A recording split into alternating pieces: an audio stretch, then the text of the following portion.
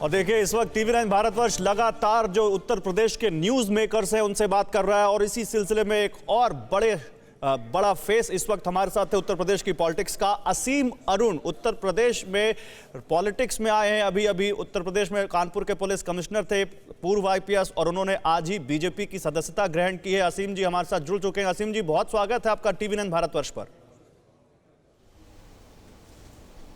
बहुत बहुत धन्यवाद आपका। असीम जी, अभी हम देख रहे थे आपने बीजेपी की सदस्यता आधिकारिक तौर पर ग्रहण की। स्वतंत्र देव सिंह थे, केंद्रीय मंत्री अनुराग ठाकुर थे, काफ़ी बातें वहां पर हुई, उसके बारे में भी बात करूंगा। लेकिन एकदम से ये हृदय परिवर्तन, जनसेवा तो आप उस आईपीएस की नौकरी में भी कर रहे थे, लोगों की मदद तो आप वहां भी कर सकते थे, तो पॉलिटिक्स में क्यों आए? ये बहुत रोचक प्रसंग है और भारतीय जनता पार्टी की सबसे बड़ी शक्ति है कि भारतीय जनता पार्टी लीडर्स को, नेतृत्व को विकसित करती है। जो व्यक्ति नेतृत्व में हैं, कार्यकर्ता भी हैं, हर एक के चरित्र को मांझा जाता है, तराशा जाता है। और साथ ही साथ मेरे जैसे विशेषज्ञ जो अपने अपने काम में अपना काम कर रहे हैं, उनको भी प्रोत्साहित किया जाता है कि वो पार्टी में आएँ। मैं पहला ऐसा सदस्य नहीं हूँ। माननीय प्रधानमंत्री जी ने एक पहल की है और ऐसे मेरे जैसे बहुत से सरकारी अधिकारी भी हैं और अन्य फील्ड के व्यक्ति भी हैं जो अपने अपने क्षेत्र में माहिर हैं। उनको प्रतिनिधित्व भी दिया जा रहा है और उनकी सेवाएं भी ली जा रही हैं। तो मैं अपने आप को इस एक बड़े आयोजन, एक बड़ी व्यवस्था जो माननीय प्रधानमंत्री जी ने सोची है, उसका हिस्सा समझता हूँ। नहीं, लेकिन क्योंकि अगर मैं गलत नहीं हूं तो आप दलित समुदाय से आते हैं। दलितों के मुद्दों को उठाने के लिए तमाम पार्टियां हैं। बहुजन समाज पार्टी बड़ा दावा करती है, समाजवादी पार्टी भी उसका दावा करती है, तो फिर आपने बीजेपी को ही क्यों चुना? बीजेपी को मैंने चुना है, लेकिन उससे पहले बीजेपी ने मुझे चुना है। ये मेरा सौभाग्य है कि मेरे बारे में एक विचार आया भाजपा के नेतृत्व को कि ये व्यक्ति ये अपना काम अच्छे से कर रहे हैं, ईमानदार हैं, इनकी छवि अच्छी है। तो मुझे एक सुझाव मिला 1 जनवरी को, इस वर्ष, ये वर्ष की शुरुआत थी मेरी, कि आप क्यों ना भारतीय जनता पार्टी ज्वाइन करें और लोक सेवक के रूप में कार्य करें। ये सवाल निश्चित रूप से बहुत ही नया था। इसके ऊपर मेरे परिवार ने विचार किया। शुरू में बहुत सारे संशय हुए, फिर पार्टी नेतृत्व से जो मेरे संशय थे कि जो मेरे मूल सिद्धांत हैं, जो मेरे पिताजी ने मुझे दिए हैं, ईमानदारी के, मेहनत से काम करने के, शिष्ट व्यवहार रखने के, ये अगर टूट जाएंगे तो फिर मैं राजनीति या किसी भी प्रकार का परिवर्तन नहीं करना चाहूँगा। नेतृत्व ने मुझे कहा कि आपको इसीलिए हमने ये सुझाव दिया है क्योंकि वो चाहते हैं। आपको किसी खास नेता ने फोन किया, किसी बड़े नेता ने आपको कॉल करके कहा कि असीम जी आइए बीजेपी ज्वाइन कीजिए? अब ये तो जब मैं संस्मरण लिखूंगा तब ये बातें मैं बताऊंगा, लेकिन फिलहाल जो शीर्ष नेतृत्व है उनके मन में ये विचार आया। इसको मैं एक ईश्वरीय कृति ही समझता हूँ। शीर्ष नेतृत्व ने, बीजेपी के शीर्ष नेतृत्व ने आपको अप्रोच किया और आपको कॉल किया? तो मुझे एक सुझाव दिया कि क्यों ना आप इस दिशा में विचार करें, और फिर मैंने गंभीरतापूर्वक विचार किया और 8 जनवरी को ये निर्णय लिया मैंने और मेरे परिवार ने कि ये परिवर्तन हमें अपने जीवन में जो सुझाव मिला है करना चाहिए। और 15 तारीख से मेरी वीआरएस स्वीकृत हुई और आज मेरा सौभाग्य कि मैंने भारतीय जनता पार्टी को ज्वाइन किया है। एक लंबे समय तक मैं काम करूंगा, जो भी मुझे टास्क मिलेगा उसको मैं पूरा करूंगा। देखिए असीम जी, आप कन्नौज से आते हैं। अभी समाजवादी इत्र को लेकर बड़ी बातें हुई है, कन्नौज को लेकर बड़ी बातें हुई है, और एक कारोबारी के यहाँ जो रेड पड़ी और किस तरह से वहाँ पर लाखों सैकड़ों करोड़ों रुपए पकड़े गए, उस पर भी मैं बात करूंगा कि समाजवादी इत्र को लेकर आपका क्या मानना है। लेकिन अखिलेश यादव की अभी भी प्रतिक्रिया आई है। उन्होंने आपके ऊपर प्रतिक्रिया दी है, प्रेस कॉन्फ्रेंस कर रहे थे। उन्होंने कहा कि उनकी पार्टी ने प्रदेश के 4 अधिकारियों के खिलाफ चुनाव आयोग से शिकायत की थी, अगर वो इस पर कार्रवाई नहीं करते हैं तो हम क्या कर सकते हैं। उन्होंने कहा कि असीम अरुण के बीजेपी में शामिल होने से बात सिद्ध हो गई है कि कुछ अधिकारी बीजेपी के रूप में कार्य कर रहे हैं, और जो 5 साल तक असीम अरुण के साथ अधिकारी काम कर चुके हैं उन अधिकारियों को हटाया जाए, नहीं तो ये अधिकारी बीजेपी कार्यकर्ता के रूप में काम करेंगे। मैं समझता हूँ कि मेरी सबसे बड़ी उपलब्धि यह है और मेरी सराहना की बात है कि जब मैंने भारतीय जनता पार्टी को ज्वाइन करने का निर्णय लिया और सोशल मीडिया से सूचित किया 8 जनवरी को, तो ज़्यादातर लोगों को अचंभा हुआ। इसलिए क्योंकि एक व्यक्ति जो अपने पुलिस के कार्य को पूरे मनोयोग से कर रहा है, वर्दी को पूरे गौरव से पहन रहा है और उसकी कोई राजनीतिक महत्वाकांक्षा नहीं है। मुझे आज तक कभी किसी ने राजनीतिक व्यक्ति के साथ नहीं देखा होगा, किसी राजनीतिक पार्टी कार्यालय पे नहीं देखा होगा। तो ये अचंभा जो है, मैं इसको एक अच्छी सराहना समझता हूँ। ये भी देखिएगा कि समाजवादी पार्टी द्वारा या किसी के द्वारा मेरे कार्यकाल में कभी भी कोई आरोप नहीं लगाया गया होगा पुलिस कमिश्नर के रूप में या उससे पहले। और ये सभी सरकारी कर्मियों को मैं कहना चाहूँगा कि जब तक हम सरकारी सेवा में हैं, हम केवल सरकारी सेवा में हैं, राजनीति की ओर हमारा झुकाव बिल्कुल नहीं होना चाहिए। जैसा मैंने चेष्टा की है, मैं चाहूँगा कि मेरे सभी साथी चेष्टा करें। अब मैं लोक सेवा में हूँ और मैं राजनीतिक बात कर सकता हूँ, लेकिन इससे पहले मैंने कभी किसी से शाम के भोजन पे भी अगर राजनीतिक बात हुई तो मैं चुप रहा। मैंने इस बारे में कभी कुछ नहीं कहा। नहीं, आपने तो दलित विरोधी तक कहा था अखिलेश यादव को। आपने कहा कि वो दलित डीजी बनने से रोक दिया उन्होंने आपको सीआरपीएफ का पहला।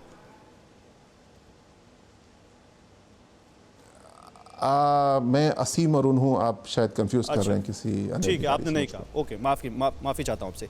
लेकिन मुझे ये बताइए असीम अरुण जी कि सवाल यहाँ पर यह है कि यहाँ पर अब बीजेपी ये कह रही, क्योंकि आप आईपीएस रह चुके हैं, आपने अपराधियों से, आपने कितने अपराधियों से आपका साबका पड़ा होगा और आपने कितने अपराधियों से आप निपटे होंगे। बीजेपी ये कह रही है कि पेशेवर अपराधी जाते हैं समाजवादी पार्टी में। आप इस बात से सहमत हैं कि समाजवादी पार्टी में पेशेवर अपराधी जाते हैं? ये तो आज ही प्रत्यक्ष दिख रहा है कि भारतीय जनता पार्टी एक ईमानदार बेदाग पुलिस ऑफिसर, जिसको कि हालांकि अपने बारे में बातें बोलना अच्छा नहीं होता है, किंतु फिर भी ऑन रिकॉर्ड ये कहना पड़ेगा कि वीरता के लिए राष्ट्रपति का पुरस्कार मुझको मिला है एक आतंकवादी एनकाउंटर के लिए। एक तरफ भारतीय जनता पार्टी स्वयं सुझाव देके ऐसे व्यक्ति को चुन रही है और दूसरी तरफ और पार्टियां, विशेषकर समाजवादी पार्टी। नहीं तो क्या बीजेपी में ऐसे लोग नहीं हैं असीम जी जिनके ऊपर गंभीर मुकदमे चल रहे हो? साफ है, जो फर्क साफ है कि बात है, वो फर्क साफ आज ही दिख रहा है कि कौन सी पार्टी प्रदेश को, देश को किस दिशा में ले जाना चाह रही है। मेरा ये सौभाग्य है कि भारतीय जनता पार्टी मैंने आज ज्वाइन की है और पूरे मनोयोग से जो टास्क मुझको मिलेगा मैं उसको पूरा करूंगा। आप उस पार्टी में आए हैं जिसके 1 दर्जन से ज़्यादा विधायक छोड़कर समाजवादी पार्टी में गए, मंत्री गए, और आपके समुदाय से भी लोग गए।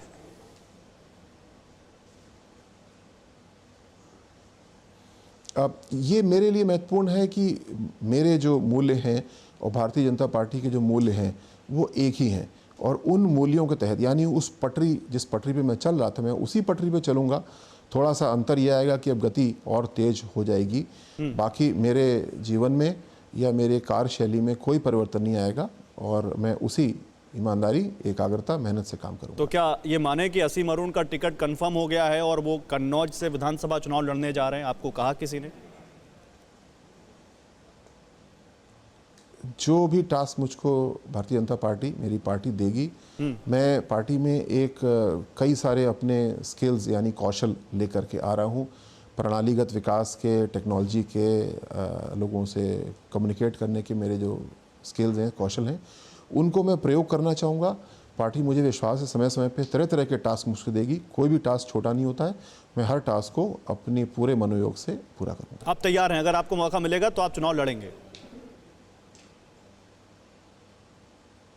जो भी टास्क मुझको पार्टी देगी मैं हर टास्क को पूरा करूंगा।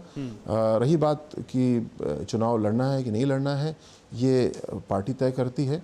मैं एक पुलिस फोर्स का सिपाही हूँ, एक कमांडो रहा हूँ, तो जो मेरी पार्टी मुझे बोलेगी मैं वो करूँगा। देखिए असीम जी, अभी क्योंकि मैं बात कर रहा था, अभी ओम प्रकाश राजभर मेरे साथ थे, अभी चंद्रशेखर थे, उन्होंने कहा कि, और जैसा कि मैंने बताया कि 1 दर्जन से ज़्यादा विधायक छोड़ के गए बीजेपी, तो उन्होंने क्या आरोप लगाया कि दलितों, शोषितों, वंचितों की अनदेखी हो रही है। आप यूपी पुलिस से आते हैं, आप गोरखपुर का मसला ले लीजिए जहां पुलिस की भूमिका पर सवाल उठे, आप हाथरस का मामला ले लीजिए जहां पर विरोधी साफ साफ कहते हैं कि यूपी पुलिस ने सरकार के शय पर गलत काम किया। तो सवाल तो यूपी पुलिस पर उठे हैं और विरोधी जम जो उन सवालों को उठा रहे हैं और दलितों के पर हो रहे अत्याचार से उसको जोड़ते हैं। तो क्या आपको इन तीखे सवालों का सामना नहीं करना पड़ेगा और आपको लगता नहीं कि ये आपके लिए मुश्किल का सबब बन सकता है? पिछले 5 वर्षों में पुलिस को जो काम करने का माहौल दिया गया, मैं एक हालिया रिटायर्ड पुलिस ऑफिसर के रूप में कह सकता हूं और मेरे सभी साथी भी इस बात को तस्दीक करेंगे, समर्थन करेंगे कि पुलिस को इससे अच्छा माहौल कभी भी नहीं मिला और यही कारण है कि पुलिस अपराधियों पर कहर बन के टूटी है। सभी लोग महसूस करते हैं कि हमारी सड़कें सुरक्षित हुई हैं, हमारे घर सुरक्षित हुए हैं और सबसे महत्वपूर्ण बात, जो वंचित समाज है, विशेषकर दलित समाज है, उनकी सुरक्षा में बहुत बढ़ोतरी हुई है। सब लोग अपने अपने काम को आसानी से कर रहे हैं और यदि कहीं कोई बात हुई है तो उसके ऊपर पुलिस ने अपनी प्रतिक्रिया दी है, वैध कानूनी प्रतिक्रिया दी है। क्या ये काम पूरा हो गया है? क्या ये परफेक्ट हो गया है? इसमें हमेशा सुधार की गुंजाइश रहेगी और उस पर काम होगा। और मैं कानून व्यवस्था का विशेषज्ञ हूँ, अगर मुझे मेरी पार्टी इसमें कोई टास्क देगी तो मैं उसमें अपना योगदान करूँगा। नहीं, लेकिन यूपी पुलिस पर आप कह रहे हैं कि यूपी पुलिस को लेकर 5 साल में बड़ा अच्छा माहौल मिला। इन्हीं 5 सालों के दौरान यूपी पुलिस की एक इमेज ये भी बताई गई विपक्षियों के द्वारा कि ठोक देने वाली इमेज, एनकाउंटर कर देने वाली इमेज, और इसको लेकर भी बड़े सवाल उठे यूपी पुलिस पर। ये मूल बात है। इससे पिछले 5 साल पहले देखें तो बदमाश गोलियां चला रहे थे और पुलिस गोलियां झेल रही थी। पिछले 5 साल में जब जब अपराधियों ने गोली चलाई है तो पुलिस ने उसका प्रत्युत्तर दिया है। कभी गोली से दिया है और कभी बिना गोली के भी दिया है। और यूपी पुलिस ट्रेंड है न्यूनतम बल प्रयोग के लिए। बहुत से ऐसे पुलिस इंगेजमेंट्स या इनकाउंटर्स हुए जिसमें कि अपराधियों को गोली लगी, लेकिन पुलिस ने उनको अस्पताल पहुंचा के उनकी जान भी बचाई, उनको फिर बाद में जेल कोर्ट के आदेश से पहुंचाया गया। लेकिन ऐसे भी कुछ दृष्टांत हैं जहां पे दोनों तरफ से गोली चली और अपराधी की मृत्यु हुई। सो इनकाउंटर किए नहीं जाते हैं, इनकाउंटर हो जाते हैं। और अब मैं आपको आंकड़े भी दे सकता हूं जिसमें कि इतने सारे पुलिस इनकाउंटर जिनमें पुलिस के ऊपर हमला हुआ, फायर आर्म से, अग्नेयास्त्र से हुआ या अन्यथा हुआ, और पुलिस ने जो हमलावर थे उनको जीवित गिरफ्तार किया और जेल भेजा। तो क्या आप ये अब क्योंकि अब मैंने कहा था समाजवादी इत्र, उस पर आऊंगा मैं। कन्नौज से आप आते हैं, वो समाजवादी इत्र का जो मसला हुआ, अखिलेश यादव ने कहा कि बीजेपी ने तो अपने ऑफिसर के ऊपर रेड डाली। आप कन्नौज से आते हैं, क्या कन्नौज में इस बात को लेकर या प्रदेश में इस बात को लेकर एक कारोबारी जिसको समाजवादी पार्टी से बीजेपी ने जोड़ा और बाद में कहा गया कि वो समाजवादी पार्टी का नहीं है, इसका असर पड़ेगा? आप लोग भी इस मुद्दे को उठाएंगे? देखिए, जितना कार्य किया है भारतीय जनता पार्टी ने केंद्र स्तर पे या प्रदेश स्तर पे भ्रष्टाचार को दूर करने के लिए, आज तक किसी पार्टी ने कभी नहीं किया। व्यक्तिगत उदाहरण से माननीय प्रधानमंत्री जी ने, माननीय मुख्यमंत्री जी ने एक अप्रतिम उदाहरण, एक बहुत ऊंचा मानक हम सबके सामने रखा है ईमानदारी का। साथ ही साथ भ्रष्टाचार न हो इसको रोकने के लिए इतने सारे प्रबंध किए हैं। तो जो भ्रष्टाचार की बदबू कन्नौज से आई है उसके बारे में जांच की जा रही है, विशेषज्ञ संस्थाएं उसके ऊपर काम कर रही हैं और उसका परिणाम भी मिलेगा। मैं आज मेरा पहला ही दिन है इस जीवन का, तो मेरे पास उस केस के विवरण इतने नहीं है कि मैं आपसे साझा कर सकूं। ठीक है, मैं आपसे दूसरा सवाल पूछता हूं। देखिए, अभी ओम प्रकाश राजभर जो है, पूरा प्रदेश जानता है। अपनी बात पूरी कर लीजिए आप। जी, सिद्धांतता आप हम सब पूरा प्रदेश जानता है कि डायरेक्ट बेनिफिट ट्रांसफ़र के माध्यम से, आधार कार्ड से लिंक करके जितना विकास की योजनाओं में पैसे का लीकेज हुआ करता था, उसको माननीय प्रधानमंत्री जी ने रोका है। हर एक को जो सेवाएं मिली हैं, किसी को मकान के रूप में मिली हैं, सभी लोगों को गैस के रूप में मिली हैं और अन्य के रूप में मिली हैं। कोविड के दौरान लोगों को सहायता की गई है, तो ये बहुत बड़ी सहायता हुई है जो कि पूर्व में आप कह रहे हैं कि बीजेपी सरकार में सबका साथ सबका विकास हुआ। आप ये कह रहे हैं कि बीजेपी सरकार में सबके लिए काम हुआ। मैं ओम प्रकाश राजभर का जिक्र कर रहा था, उनकी पार्टी सुहेल देव भारतीय समाज पार्टी, जिसने अभी बस थोड़ी देर पहले ट्वीट करके कहा है कि दलितों एवं पिछड़ों की नाराजगी से बौखलाई बीजेपी को 10 मार्च की हार साफ दिख चुकी है और इसी घबराहट में उन्होंने असीम अरुण की जगह आसिफ अरुण लिख दिया। जैसे आईपीएस अधिकारी को दलित बताकर पार्टी ज्वाइन कराई जा रही है। 5 साल से लगातार दलितों एवं पिछड़ों का शोषण करने वाली भाजपा सरकार अब दलित तुष्टीकरण की ओछी राजनीति कर रही है, वो ये कह रहे हैं। सबसे महत्वपूर्ण बात है कि वोटों की ठेकेदारी कहीं भी नहीं होनी चाहिए, वोटों का सौदा नहीं होना चाहिए। वो कोई भी जाति हो, कैसे भी हो, हर वोटर स्वतंत्र है और वोटरों को भी इस प्रकार का व्यवहार रखना चाहिए कि हर इलेक्शन में हर पार्टी उनके पास आए, उनको अपनी योजनाएं बताए, उनकी समस्याएं पूछे और फिर उसके ऊपर प्रतिक्रिया हो। जो पिछले 30 वर्षों में सामाजिक परिवर्तन का दौर चला, वो मुझे लगता है अभी इस तरीके से वोटर परिपक्व हो गया है कि कोई भी वोटर अपने आप को किसी वोट के ठेकेदार के हवाले नहीं करने वाला है। अच्छा, हर वोटर आप वोटरों की ठेकेदारी कह रहे हैं, लेकिन अखिलेश यादव तो ऐसे छोटी छोटी पार्टियों को ला रहे हैं अपने साथ जो अलग अलग समुदाय का प्रतिनिधित्व करते हैं। शायद आप उसी की तरफ इशारा कर रहे हैं। आपने कहा बीजेपी ने आपको ऑफर दिया, क्या और किसी पार्टी से आपको ऑफर आया था? मैं साफ इशारा कर रहा हूं। अखिलेश यादव ने कभी आपको ऑफर दिया या कभी अखिलेश यादव से आपकी मुलाकात हुई? मेरे पास ऐसा कोई भी ऑफर कहीं से नहीं था। ये सुझाव भारतीय जनता पार्टी ने दिया। भारतीय जनता पार्टी का इतना कल्पनाशील नेतृत्व है और वो अच्छा नेतृत्व बनाने के लिए कार्य कर रही है। ये केवल मैं नहीं, मेरे जैसे बहुत सारे उदाहरण भारतीय जनता पार्टी में हैं और मुझे पूरा विश्वास है कि मेरा उदाहरण देख करके उत्तर प्रदेश से या पूरे भारत से और लोग इस तरह से जुड़ना चाहेंगे।